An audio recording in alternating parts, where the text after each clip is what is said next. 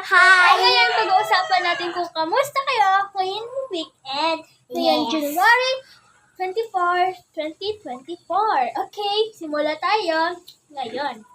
Ito ka. Diyan ka, katabi ko. Tanungin natin sila. Yes. Kamusta kayo guys ngayong weekend? Marami ba kayong gagawin ngayong weekend?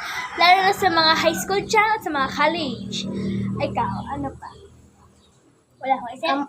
Kamusta kayo sa mga pinapagawa ninyo ng mga teachers ninyo? Okay, that's a good question.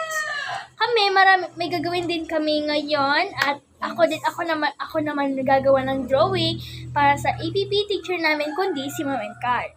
Kasi mahilig na pag grade 4 lalo na sa iba dyan, ng mga high school or college. Okay.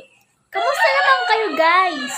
Feeling ko nag-i-enjoy ngayon, walang mga gawin sa bahay kasi wala kayong mga gagawin. Kami, nag-i-enjoy din kami pero kunti lang. Pero may kukunti naman din kaming masasayang alaala galing sa school. Gusto ko na bumalik sa school. Gusto ko na mag-aral. Pero okay naman sa amin dito sa bahay. Kaya, kung anong ginagawa man nindo dyan, sana maging happy din kayo na mas ngayong weekend ay maging masaya at be happy always. Laging nakingiti kasi laging may kaibigan. Tama? Yes. At lalo na kapag nagpipicture kayo ng nanay ninyo at ng mama ninyo. Or lolo at lola. Yan. Okay.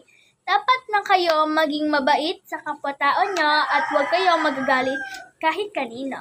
Kaya ngayon ito lang i-vlog namin. Bye guys!